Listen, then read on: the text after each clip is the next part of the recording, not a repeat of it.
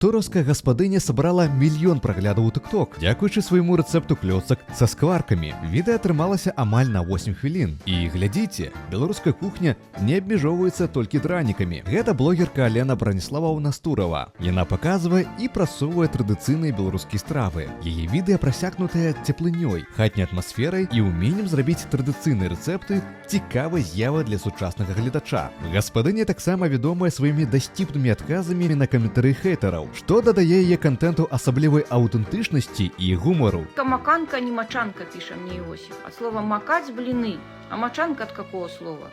Слухайте, Иосиф, я вас зараз приголомшу, просветлю и заодно открою великий секрет.